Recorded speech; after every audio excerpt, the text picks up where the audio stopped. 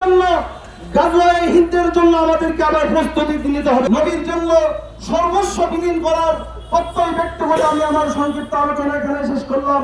ওমা আলাইনা ইল্লাল বালাগ। আসসালামু আলাইকুম ওয়া রাহমাতুল্লাহ। হাত্তা ইলাইহি মিন ওয়ালিদিহি ওয়া ওয়ালাদিহি ওয়ান নাসি আজমাইন। হে মুসলিম তাওহীদি জনতা, তোমরা ভালো করে হাদিসটাকে বুকে ধারণ করো।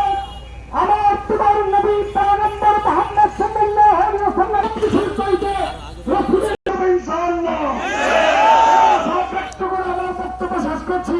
ওমা আলাইনা ইল্লাল বালাগ। আসসালামু আলাইকুম।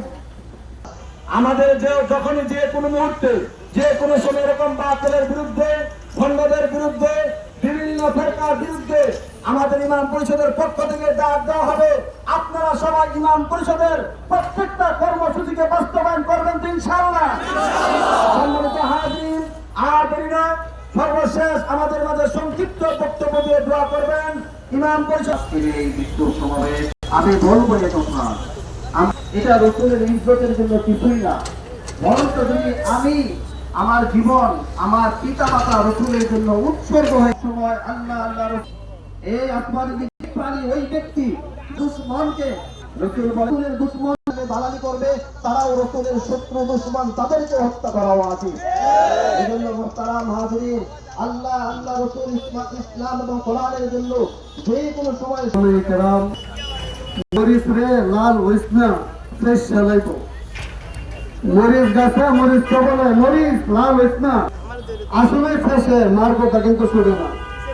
খালিদ বিন ওয়ালিদকে বলেছিল আল্লাহর নবী, হে খালিদ, ৬০,০০০ সৈন্য আসবে, ওই সৈন্যের সাথে কে কতল করতে পারবে, কে যুদ্ধ করতে পারবে? ৬০,০০০ সৈন্যের সাথে। কিন্তু ইন্ডিয়াবাসীকে জানাই দিতে চাই, পুরোহিত যার ব্যাপারে কথা হয়েছে, আমার মনে হয় শিবপুরের হিন্দু যে জালবাড়ির একটা উন্নত নেতা থেকে সে এত বড় নেতা হবে না। তারপরেও আমি স্পষ্ট জানাই দিতে চাই প্রধান উপদেষ্টার মাধ্যমে যে ইন্ডিয়া যেন হুঁশিয়ার হয়ে যায়, মুমিন মুসলমান কিন্তু জিন্দা, তোমাদের ঈমান নাই, তোমরা কিন্তু মুর্দা। এই মুমিন মুসলমানের এক তলোয়ারের সামনে কিন্তু তোমরা কোনোদিন দাঁড়ায় থাকতে পারবে না, ইনশাআল্লাহ ইনশাআল্লাহ। কাজেই আমরা এই কথা হুঁশিয়ার করে দিতে চাই যেন আর সামনে ইন্ডিয়ার পক্ষ থেকে যেন এই ধরনের কোন সাধারণ থেকে সাধারণ, ছোট থেকে ছোট এমন কোন বক্তব্য যেন আমার নবীর বিরুদ্ধে কোনদিন না আসতে পারে, এটাই আমাদের প্রাণের।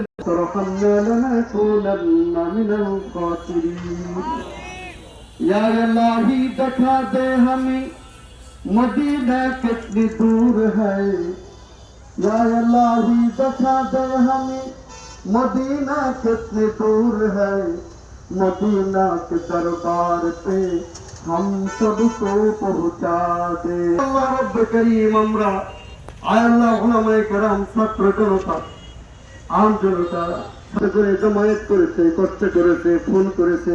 আমাদের শিবপুরের প্রশাসনের ভাইদেরকে আন্তরিকভাবে অভিনন্দন জানাচ্ছি। মিছিলে যারা নিরাপত্তা প্রদান করেছে এবং আজকে আমাদের সাথে শরীক হয়েছেন সাংবাদিক ভাইয়েরা এবং